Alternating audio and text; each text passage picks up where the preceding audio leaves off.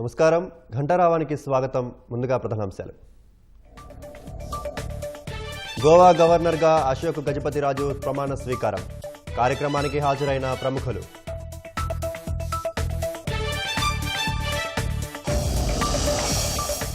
ప్రశాంతిరెడ్డిపై అసభ్యకర వ్యాఖ్యల కేసులో కొనసాగుతున్న దర్యాప్తు. ఇప్పటి వరకు విచారణకు హాజరు కాని అనిల్ కుమార్ యాదవ్.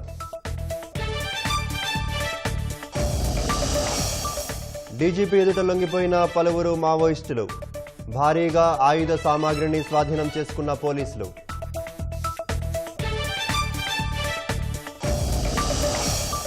తెలంగాణలోని రోడ్డు ప్రమాదంలో 2 డీఎస్పీలు మృతి.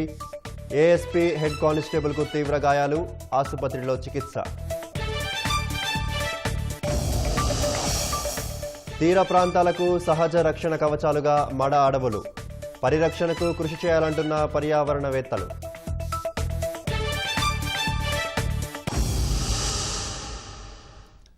తెలంగాణలోని యాదాద్రి భువనగిరి జిల్లాలో జరిగిన రోడ్డు ప్రమాదంలో 2 డీఎస్పీలు దుర్మరణం చెందారు.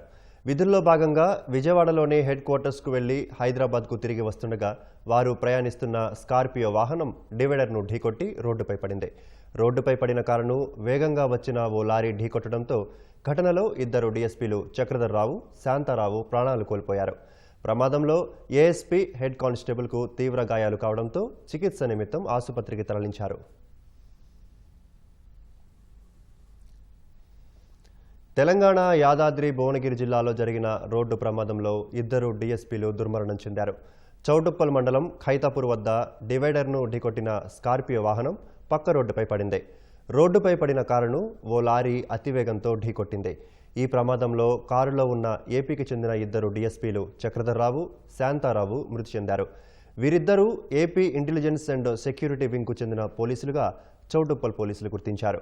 ప్రమాదంలో కారులో ప్రయాణిస్తున్న ఏఎస్పీ ప్రసాద్, డ్రైవింగ్ చేస్తున్న హెడ్ కానిస్టేబుల్ నరసింగరావు తీవ్రంగా గాయపడ్డారు. ఇరువురిని ఎల్బీ నగర్లోని కామినేని ఆసుపత్రికి తరలించారు. ఇద్దరికీ ఐసీయూలో చికిత్స అందిస్తున్నారు. ఏఎస్పీ దుర్గాప్రసాద్కు పక్కటెముకలు, కాలు ఫ్రాక్చర్ అయినట్లు వెల్లడించారు. డ్రైవర్ నరసింగరావు భుజం ఫ్రాక్చర్ అయినట్లు వివరించారు. ప్రాణాపాయం లేదని కామినేని ఆసుపత్రి వైద్యులు తెలిపారు.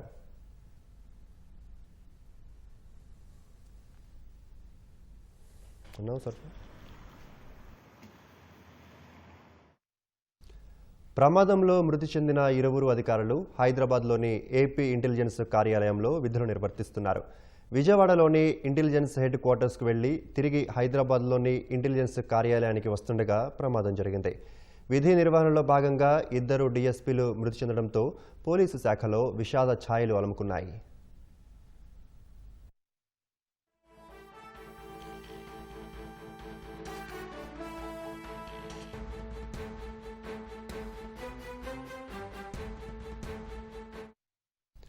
రోడ్డు ప్రమాదంలో ఇంటెలిజెన్స్ అండ్ సెక్యూరిటీ డీఎస్పీలు చక్రధర్ రావు, శాంతారావులు మృతి చెందడం పట్ల సీఎం చంద్రబాబు విచారం వ్యక్తం చేశారు.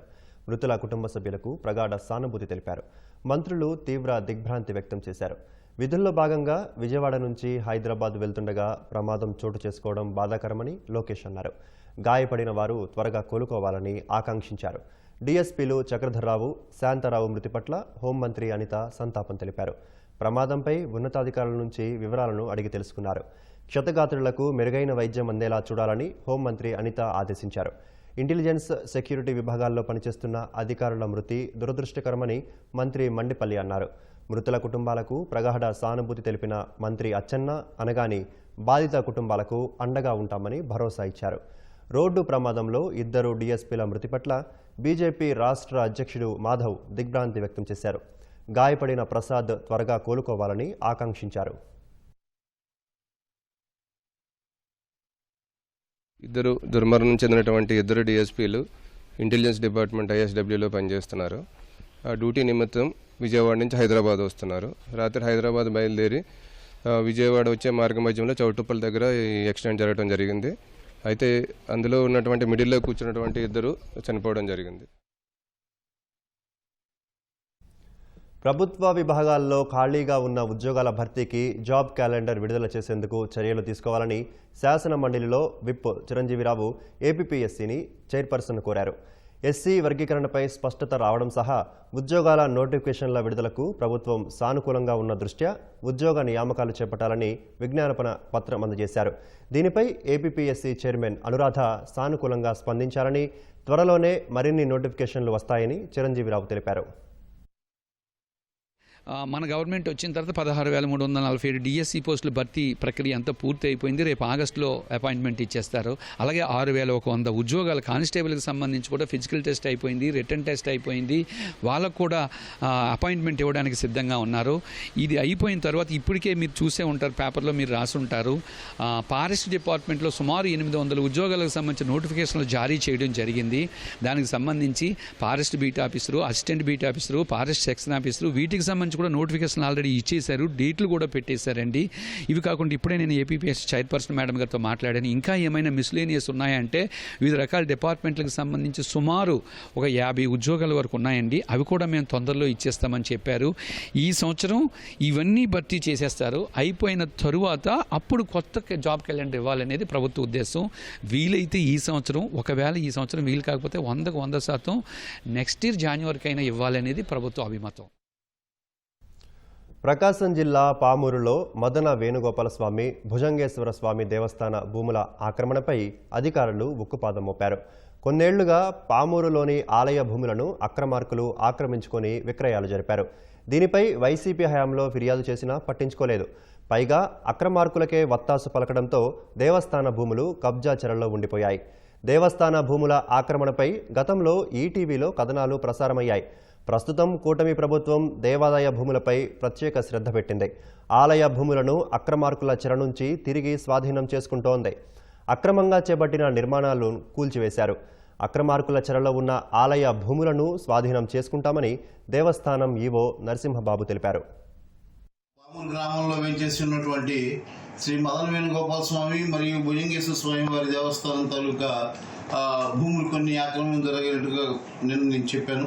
అందులో భాగంగా ఇవాళ 442/3 సర్వే నెంబర్లో, అట్లాగే ఇరువురు రోడ్లో ఉన్నటువంటి 256/2 29 ఎకరాల 30 సెంట్ల భూముల్లో ఫెన్సింగ్లు కానీ, అట్లాగే చిల్ల చెట్లు కానీ ఇవన్నీ తీయడం జరుగుతుంది. స్వామివారి ఆస్తులు కాపాడటానికి దేవాదాయ శాఖ ఎటువంటి చర్యలకైనా సిద్ధపడుతుంది. కాబట్టి ప్రజలు వాళ్ళ మాటలు వీళ్ళ మాటలు నమ్మి అవి దేవస్థానం భూమిని కొని మోసపోవద్దు.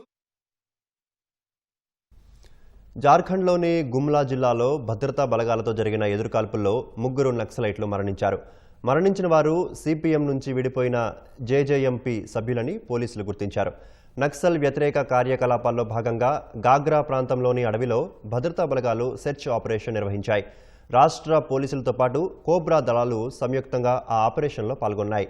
ఎదురుకాల్పుల తర్వాత సమీపంలో గాలించగా 3 మృతదేహాలతో పాటు ఆయుధాలు, పేలుడు పదార్థాలు కనిపించాయి. ప్రస్తుతం ఆపరేషన్ కొనసాగుతోందని పోలీసులు పేర్కొన్నారు.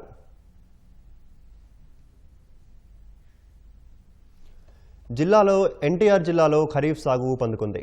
జూన్ నెలలో వరుణుడు మొండికేసిన జూలై నెల చివరికి వాతావరణం అనుకూలించడంతో రైతులు హర్షం వ్యక్తం చేస్తున్నారు. జిల్లాలోని అన్ని మండలాల్లో వరి నాట్లు జోరుగా సాగుతున్నాయి. వాతావరణం ఇదే విధంగా సహకరిస్తే ఈ ఏడాది నష్టాల నుంచి గట్టెక్కుతామని అన్నదాతలు అంటున్నారు.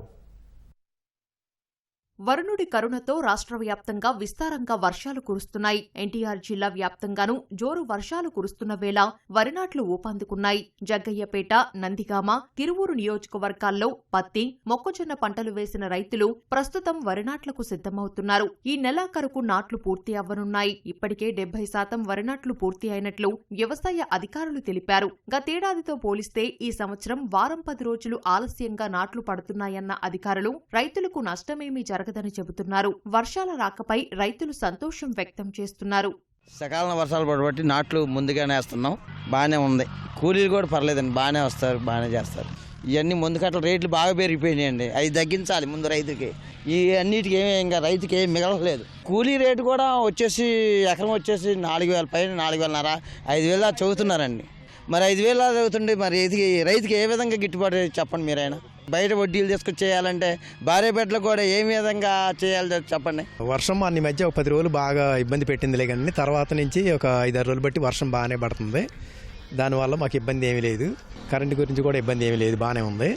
యూరియా కొరత ఏమీ లేదండి. మా చింతలపాడు సొసైటీ విషయంలో మట్టుకి అసలు యూరియా కొరత ఏమీ లేదు. జోరుగా వరినాట్లు సాగుతున్న వేళ సమృద్ధిగా పనులు లభిస్తున్నాయని కూలీలు సంతోషం వ్యక్తం చేస్తున్నారు. ఆయా నియోజకవర్గాల్లో ఉన్న కొరతతో పక్క రాష్ట్రాల నుంచి కూలీలు వస్తున్నారు. తిరువూరు, జగ్గయ్యపేట, నందిగామ ప్రాంతాల్లో ఎక్కువగా తెలంగాణ కూలీలు పనులు చేస్తున్నారు. నాట్లు మొదలు పంట చేతికొచ్చే వరకు వాతావరణం అనుకూలించాలని కోరుకుంటున్నామన్న రైతులు ఆపై గిట్టుబాటు ధర ఉండాలంటున్నారు.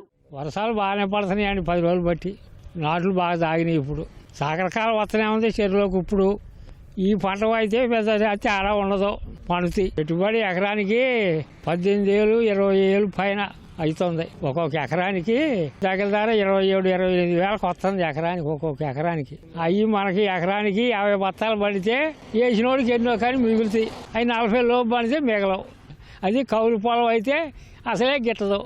ఊడ్పులు జరుగుతూ ఉన్నాయి. వర్షాలు ఇప్పుడు బాగా స్టార్ట్ అయినాయి. ఖర్చులు బాగానే ఉన్నాయండి. పెట్టుబడులు బాగానే ఉన్నాయి. ధాన్యం అమ్మేటప్పుడు రేటు తక్కువ అమ్ముతుంది, 1200 అమ్ముతుంది.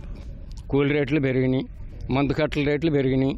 ధాన్యానికి కూడా పెంచినట్లయితే మాకు యూరియా కొరత మధ్య కొంచెం ఉంది, కానీ ఇప్పుడు అందుబాటులోకి వచ్చింది. ఖరీఫ్లో రైతులు సాగు చేస్తున్న పంటలపై ఎన్టీఆర్ జిల్లా వ్యవసాయ శాఖ అధికారులు ముందుగానే ప్రణాళికలు సిద్ధం చేశారు. జిల్లా వ్యాప్తంగా రైతులు ఏ పంటలు ఎంత విస్తీర్ణంలో సాగు చేస్తున్నారు, అందుకు అవసరమయ్యే విత్తనాలు, ఎరువులపై గణాంకాలను తయారు చేసి ఉంచారు. ఎక్కడా కొరత లేకుండా చూస్తున్నారు. గోవా గవర్నర్గా అశోక్ గజపతిరాజు ప్రమాణ స్వీకారం చేశారు. గోవా గవర్నర్ బంగ్లా దర్బార్ హాలులో ప్రమాణ స్వీకారోత్సవం జరిగింది. ఈ కార్యక్రమంలో కేంద్ర మంత్రి రామ్మోహన్ నాయుడు, టీడీపీ ఎంపీలు పాల్గొన్నారు. అశోక్ గజపతిరాజు ప్రమాణ స్వీకారోత్సవానికి మంత్రులు లోకేష్, సంధ్యారాణి, కొండపల్లి శ్రీనివాస్ హాజరయ్యారు. స్పీకర్ అయ్యన్న పాత్రుడు కూడా ప్రమాణ స్వీకార వేడుకల్లో పాల్గొన్నారు. గోవా గవర్నర్గా ప్రమాణ స్వీకారం చేసిన అశోక్ గజపతిరాజుకు పోలీసులు గౌరవ వందనం సమర్పించారు. ఆ తర్వాత గోవా ప్రభుత్వ ఉన్నతాధికారులు, ముఖ్య నేతలు అశోక్ గజపతిరాజుకు పుష్పగుచ్చాలు అందించి శుభాకాంక్షలు తెలిపారు.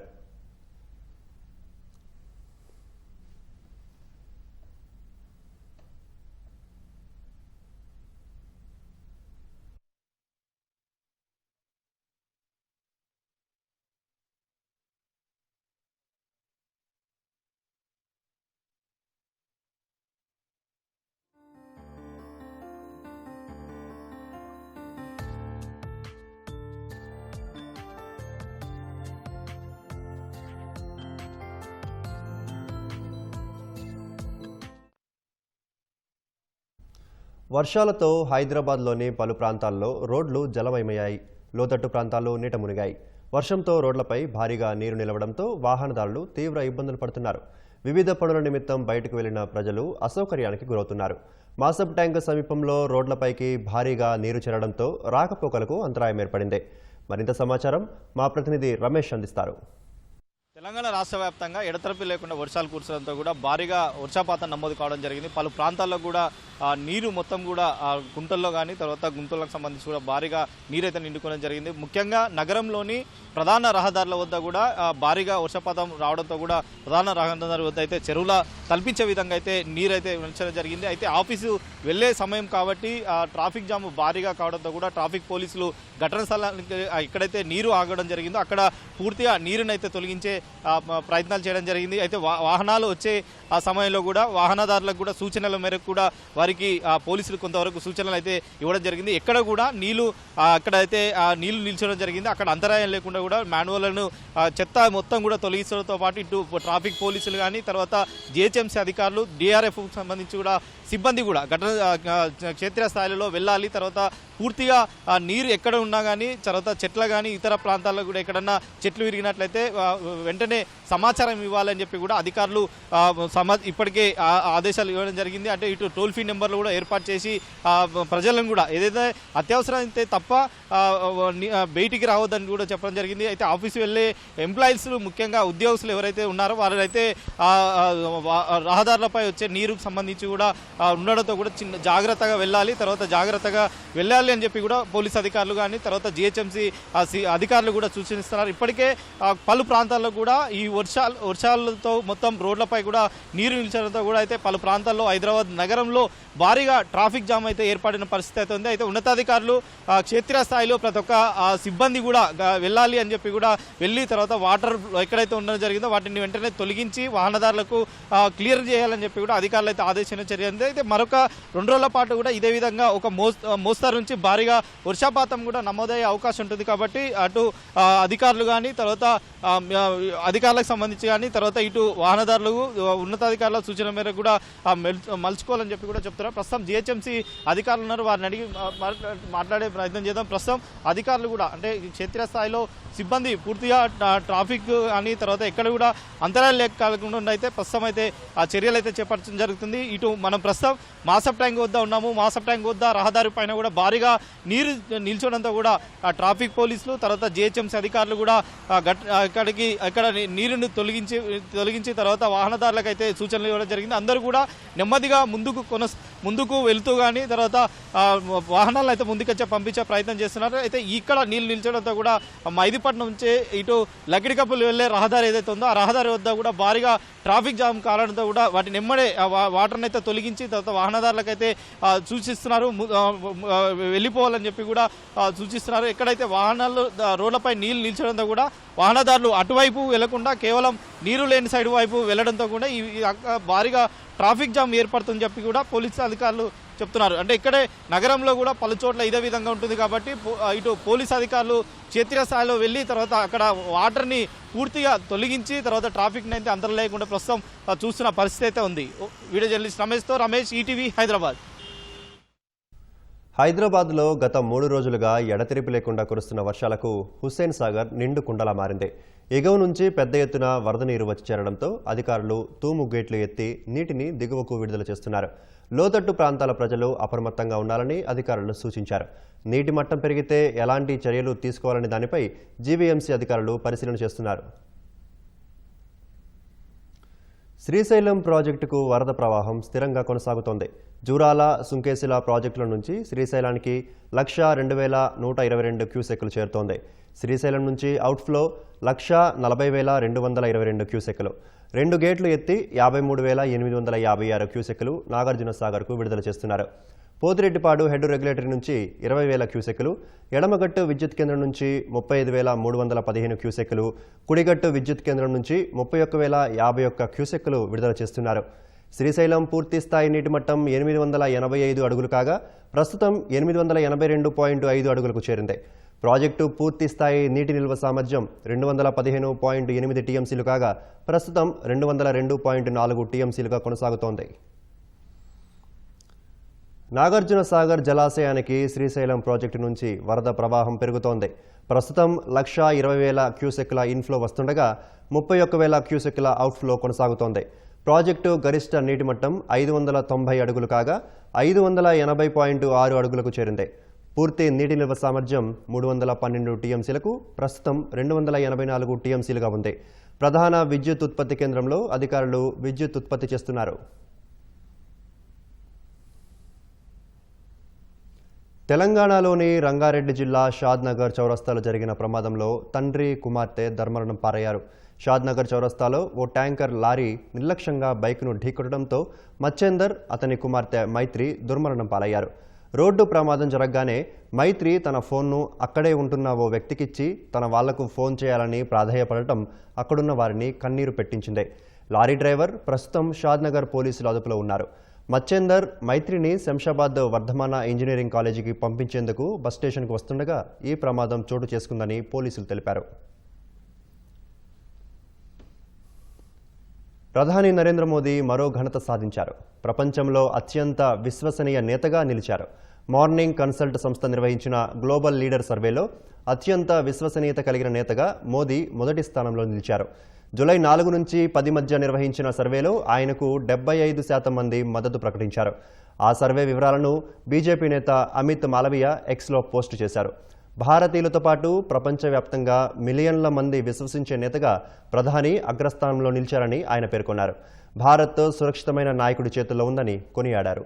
59%తో దక్షిణ కొరియా అధ్యక్షుడు లీ జే మ్యూంగ్ రెండో స్థానంలో నిలవగా 57%తో అర్జెంటీనా అధ్యక్షుడు జేవియర్ మిలీ, 56%తో కెనడా ప్రధాని మార్క్ కార్నీ వరుసగా 3, 4 స్థానాలు దక్కించుకున్నారు. అమెరికా అధ్యక్షుడు డొనాల్డ్ ట్రంప్ 44%తో 8వ స్థానానికి పరిమితమయ్యారు. పహల్గామ్లో ఉగ్రదాడికి తెగబడిన ది రెసిస్టెన్స్ ఫ్రంట్ టీఆర్ఎఫ్ను అమెరికా ఉగ్ర సంస్థగా గుర్తించడంపై తమకు ఎలాంటి అభ్యంతరం లేదని పాకిస్తాన్ తెలిపింది. అమెరికా విదేశాంగ మంత్రి మార్కో రుబియోతో పాక్ విదేశాంగ మంత్రి మహమ్మద్ ఇషాక్ దార్ తాజాగా భేటీ అయ్యారు. ఈ సందర్భంగా మాట్లాడిన పాకిస్తాన్ మంత్రి టీఆర్ఎఫ్ను ఉగ్ర సంస్థగా ప్రకటించే సార్వభౌమాధికారం అమెరికాకు ఉందని, దానిపై తమకు అభ్యంతరాలు లేవని చెప్పారు. పహల్గామ్ ఉగ్రదాడిలో టీఆర్ఎఫ్ ప్రమేయం ఉందనే ఆధారాలుంటే ఉగ్ర సంస్థగా గుర్తించొచ్చని ఆ నిర్ణయాన్ని స్వాగతిస్తున్నామని పేర్కొన్నారు. అయితే టీఆర్ఎఫ్ను లష్కరే తైబా అనుబంధ సంస్థ అని చెప్పడాన్ని ఇషాక్ దార్ తప్పుపట్టారు. లష్కరే తోయిబాను కొన్నేళ్ల క్రితమే పాకిస్తాన్ నాశనం చేసిందని చెప్పారు. లష్కరే తోయిబా సభ్యులను అరెస్టు చేసి జైల్లో పెట్టామన్నారు. కాగా ఇటీవల విదేశాంగ మంత్రి జైశంకర్తో అమెరికాలో పర్యటించినప్పుడు లష్కరే తోయిబా ముసుగు సంస్థ టీఆర్ఎఫ్ను విదేశీ ఉగ్ర సంస్థగా గుర్తిస్తున్నట్లు వాషింగ్టన్ ప్రకటించింది. ఆ ప్రకటనను భారత్ స్వాగతించగా పాకిస్తాన్ తప్పుపట్టింది. పాకిస్తాన్లో లేని లష్కరే తోయిబాతో పహల్గామ్ దాడికి ముడిపెట్టడం వాస్తవాలను తప్పుదారి పట్టించడమే అవుతుందని వాదించింది. ఐరోపాను వలసలు చంపేస్తున్నాయని అమెరికా అధ్యక్షుడు డొనాల్డ్ ట్రంప్ అన్నారు. ఐరోపా దేశాలన్నీ కలిసి పనిచేసి వలసల్ని అడ్డుకోవాలని సూచించారు. స్కాట్లాండ్లో పర్యటిస్తున్న ట్రంప్ చాలా యూరోపియన్ దేశాలు భయంకరమైన వలసల దండయాత్రను ఎదుర్కొంటున్నాయని వ్యాఖ్యానించారు. వలస విషయంలో కఠిన చర్యలు తీసుకోకపోతే వారికి యూరప్ ఉనికి మిగలదని హెచ్చరించారు. కొంతమంది రాజకీయ నాయకులు వలసలను అడ్డుకోనివ్వడం లేదని ట్రంప్ తెలిపారు. అమెరికా మెక్సికో సరిహద్దులో తాను తీసుకుంటున్న కఠిన చర్యలను ప్రస్తావించిన ట్రంప్ గత నెలలో అమెరికాలోకి ఒక్కరు కూడా ప్రవేశించలేదని చెప్పారు. చాలా మందిని సరిహద్దుల నుంచే తరిమేశామని వివరించారు.